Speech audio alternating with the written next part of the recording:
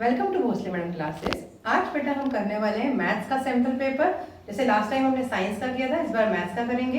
Section B करेंगे जो 2 mark के क्वेश्चन होते हैं। ठीक है, तो सेक्शन बी और स्टैंडर्ड मैथ्स का है ये। सेक्शन बी में जो फर्स्ट क्वेश्चन है 21 मार्क्स 21 नंबर का, उसमें और है ए और बी 2 क्वेश्चन है। ये 2 मार्क्स के क्वेश्चन होते हैं और टोटल 5 क्वेश्चन पूछे जाते हैं। So total mark is 10।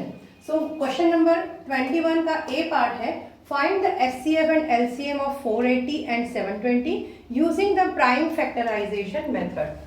बेटा इस पे मैंने शॉर्ट्स बनाए हुए हैं, आप जाइए और चेक कीजिए इसको रोक के, और वहाँ डिटेल मैंने आपको HCF और LCM का डिफरेंस समझाया है, तो आपको इजी जाएगा समझने में। ठीक है, अब इधर आ जाइए। 480 और 720 का मैंने प्राइम फैक्टराइजेशन का मतलब क्या होता है, प्राइम नंबर से डिवीजन।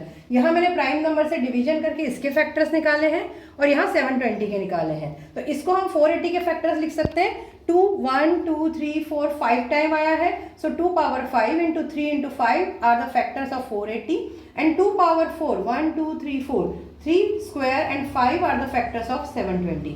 अब HCF और LCM कैसे निकालते हैं? HCF बेटा होता है जितने भी कॉमन नंबर होते हैं उनका लोएस्ट जो पावर वाले नंबर होते हैं उनको हम लेते हैं। अब इन दोनों में देखिए 2 2 दो कॉमन है, पर the lowest power is 2 power 4, तो हम यहाँ लेंगे 2 पावर 4। 3 यहाँ कॉमन है तो 3 का सिंगल 3 लेंगे एंड 5 5 लेंगे। मल्टीप्लाई ऑल दिस, तो HCF of these 2 number is 240।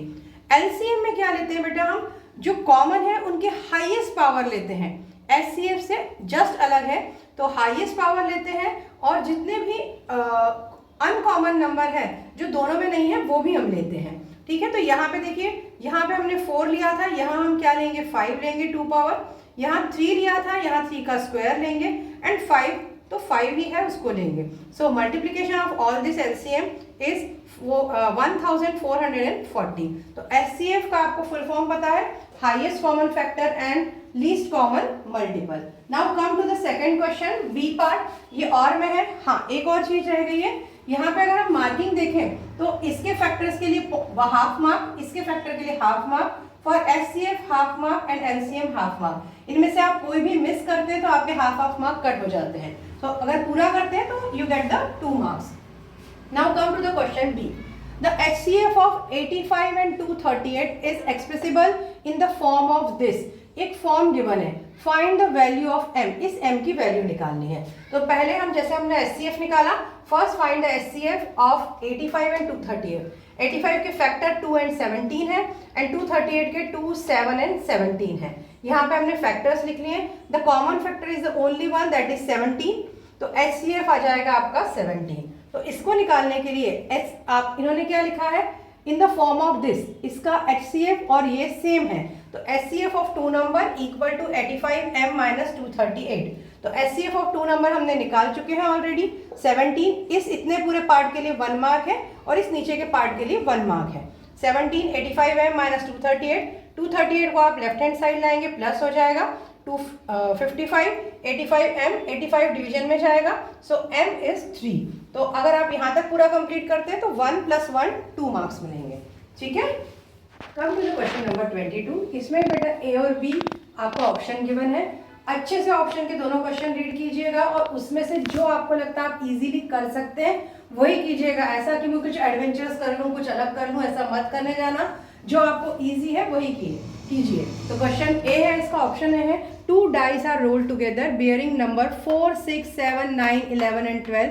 find the probability that the product of number obtained is an odd number।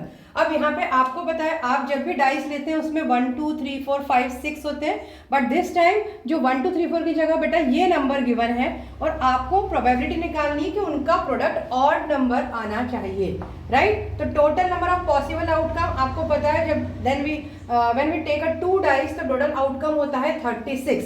ये अगर आप लिखते हैं आपको हाफ मार्क यहाँ मिल जाता है। ठीक है, अब आपको पता है कि अगर आपको क्या निकालना है, probability the product of number is odd number, odd number निकालना है आपको। तो ऑड नंबर कब आता है? When we multiply two odd number then we get the odd number. 3 3 ज़ा 9, 5 7 ज़ा 35। आप इवन नंबर से मल्टीप्लाई करिए ऑड नंबर, क्या आ जाता है? आंसर इवन आता है। तो आपको एक थोड़ा सा लिंक लग जाता है कि हम कैसे निकालेंगे। When we multiply two odd number, अब फेवरेबल आउटकम के लिए यहाँ हम ऑड नंबर लेंगे सारे। ऑड नंबर 7 से स्टार्ट किया, 7 multiply by 7, 7 multiply by 9, 7 multiply by 11। वैसे हमने सेकंड ऑड नंबर लिया 9, 9 को 7, 9 9 9 11। वैसे ही थर्ड लिया 11 को। तो टोटल आउटकम हमारे हो गए 9। तो ऐसे फेवरेबल आउटकम निकालते हैं। तो ये आ गए 9।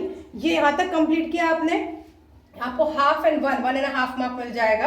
अब आती है प्रोबेबिलिटी ऑफ इवेंट। तो number of favourable outcome upon total number of outcome. Favourable आपने 9 अपॉन 36, तो आंसर इज 1/4। ये करते हैं तो आपको मिलता है और हाफ मार्क। तो इस तरह से 2 मार्क कंप्लीट होते हैं। Now come to the B part और part of the 22nd question. How many positive 3 digit integers, 3 digit integers है, have the 100th digit 8 and the unit digit 5। Find the probability of selecting one such number out of all 3 digit number। अब सबसे पहले हमें निकालना है total 3 digit number कितने होते हैं। बेटा 3 डिजिट नंबर 100 से स्टार्ट होते हैं, ये फर्स्ट है, और 999 लास्ट नंबर है, क्योंकि इसके बाद 1000 आता है, वो 4 डिजिट नंबर है। सो आप माइनस कीजिए, यू गेट द 900। तो टोटल 3 डिजिट नंबर है आपके 900। यहाँ आपको हाफ मार्क मिलता है। अब आपको सबसे जो डिफिकल्ट पार्ट है वो निकालना है आपको कि ऐसा नंबर 3 डिजिट नंबर जिसके 100 प्लेस पे है 8 और यूनिट प्लेस पे है 5। 100 प्लेस पे 8, यूनिट प्लेस पे 5। तो ऐसे बेटा टोटल 10 नंबर निकलते हैं। 805, 815, 825 से लास्ट है 895।